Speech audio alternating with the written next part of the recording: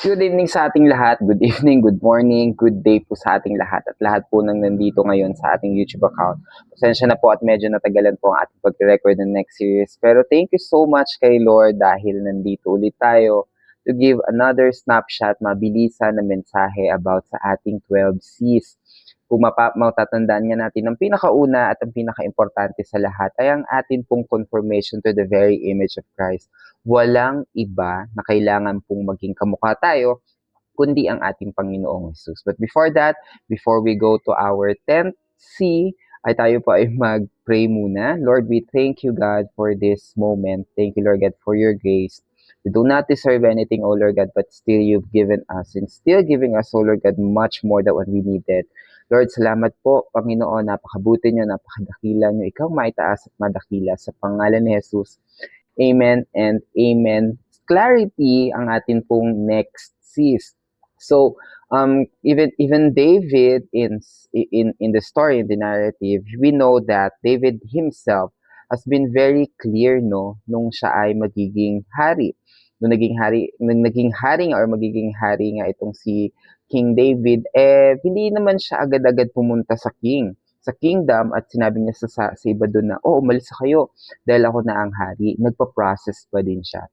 Sa madaling sabi, pinakaunang principle na kailangan nating malaman is that not because it is clear already, ay agad-agad nating iti-take over yung promise ni Lord. We have to undergo process. So, when we speak about clarity, it doesn't necessarily mean that you're going to take over everything in just a snap from the thing from God na, okay, Lord, clear naman na to sa akin. So, akin na to, no? So, maybe may process pa tayong pagdadaanan. Even David is clear that he would become a king, but sabi niya sa Psalms 119, verse 133, order my steps in thy word. Amen. And let not any iniquity have dominion over me. Praise God. Minsan, sobrang clear naman na ng vision sa atin, no? Hindi na tayo nagpapaguide. Minsan, hindi na tayo nagpapakorek, hindi na tayo nagpapacover. And that's what I think this is the very thing na kailangan nating malaman ngayon is that we have to be ordered with His step and no sin, especially selfish desires should take over our hearts. Napakarami ng tao, napakarami ng biblical characters, napakadami ng tao na kilala natin perhaps, no, na because of selfish desire ay nasira yung plano ng Lord sa kanila. Sayang, no? So this time, clarity, when we say biblical clarity, is we mentioned this many times, and I think you've heard this a lot of times, no? But clarity is clear of identity, clear vision, clear action, and clear end goal. Meron akong leader na nagsabi sa akin na hindi lang naman pwede clear lang yung vision sa'yo. Hindi naman pwedeng goal setting lang ng goal setting. Dapat clear din yung step. At alam natin na yung step na yon hindi pwedeng mawala yung word of God sa bawat steps na ginagawa natin. Ibig sabihin nito, ang atin pong mga step, ang atin po mga next na ginagawa at ang mga bagay na kailangan natin gawin ay kailangan po merong assurance at merong confirmation to the word of God. Amen. So, clarity in this to the language of identity. Lagi kong sinasabi dito sa church namin na, sa church natin, sa church ni Lord, actually, okay, na when you know who you are, you will know what to do. Because clarity is the language of identity, and leaders and servant must have a clear goal. Napakagandang sundan or napakagandang sundin ng taong may goal sa life, di ba? But when you know who you are, you will know what to do. At alam mo ikaw ay tinubos ni Kristo at alam mo na ikaw ay kay Kristo at mahal ka ni Lord at alam mo sa sarili mo that you have Jesus in your heart, no? Amen. Hindi tayo masusway ng mundo, no? Kapag inaya tayo ng masasamang gawa or kapag gumawa tayo ng ganitong bagay or gumawa tayo ng ganitong bagay, okay? So, there is a peace, there is a security, especially kapag alam mo kung sino ka. So, there are 3 things that I would like to share with you this evening. First is the 3 P's. Dito, 4 P's, nabibigyan ka ng ayuda, but 3 P's. Promise, presence, and person. And let's go to Isaiah 60 verse 1. Sabi doon, arise, shine, for your light has come, and the glory of the Lord rises upon you. Kung mapapansin nyo dito, rise has come. It's already done. No? And I would like to give you a context with Isaiah 60. This is where they go back to Jerusalem. They go back after the Babylonian destroyed everything from the end. Sobrang gulo. Like they do not have their own homes, their houses. Uuwi sila sa bahay na yon na parang may bag nakatira, and then sa paligid nila is puro kalaban na pwede silang patayin. No, it's very delikado yung kanilang very delikado yung kanilang moment, and this is what God is saying. Arise, shine, for the light has come, and the glory of the Lord rises upon you.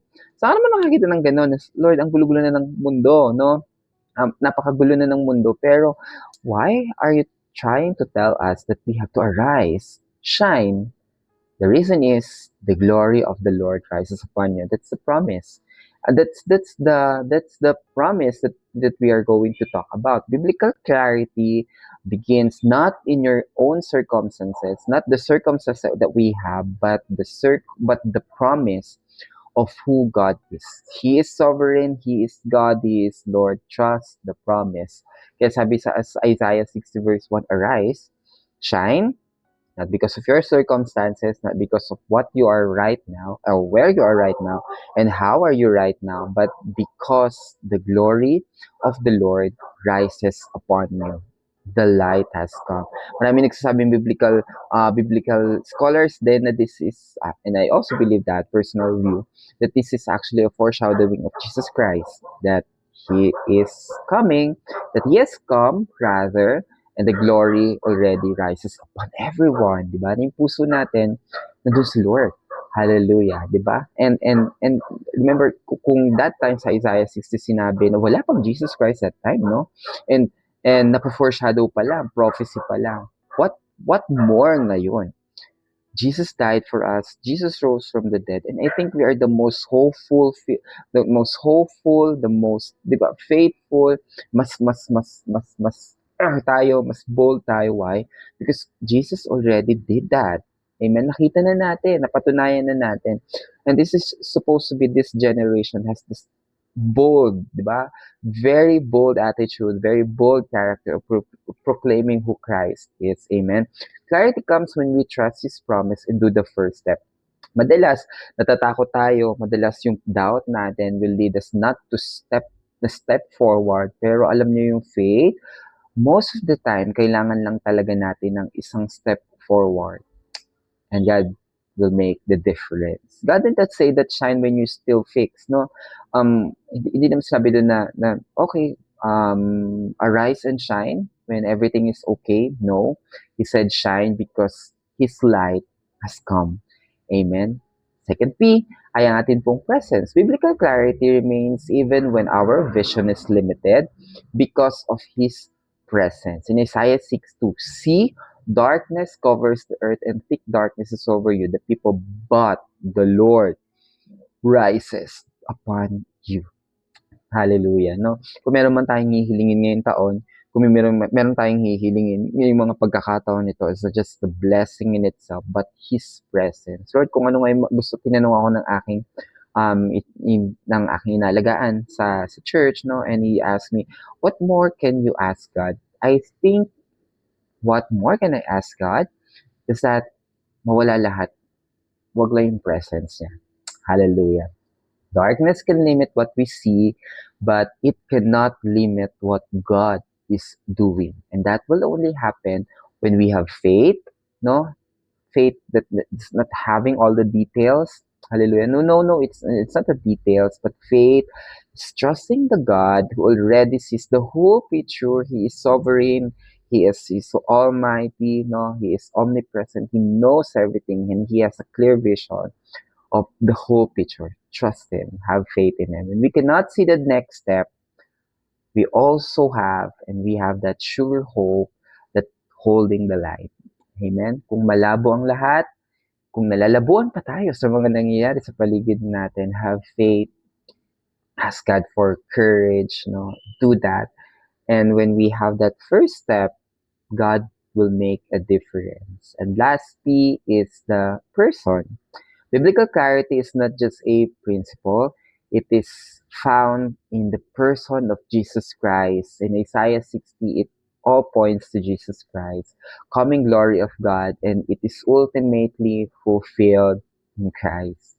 Because true clarity is not found in having a perfect plan, it is found in knowing the person who leads us. Kaya kung meron man dito na hindi pa kilala si Jesus Christ, this time is the perfect time for us to surrender our unbelief. Let's proclaim Jesus is Lord in our lives, to surrender our lives to Him, and put our hope in the one true God. Let's pray. Father, we thank you, God. Thank you, Lord God, for your promise. Thank you, Lord God, for your promise. Thank you, Jesus Christ, for my life. Lord, salamat po. Lord, kung malabo man ang lahat, pinapanalangin ko, O Lord God, na manatili kami sa nag-iisang pag-asa na meron kami sa buhay. It's not the situation that is clear for us to go further. It's not our circumstances that is clear for us to go further, but it is you, the person of Christ. In Jesus' name we pray. Amen and amen. Maraming salamat po. At again, welcome po sa Hope in the Savior Church. This is online church. Salamat po and have a great day. God bless.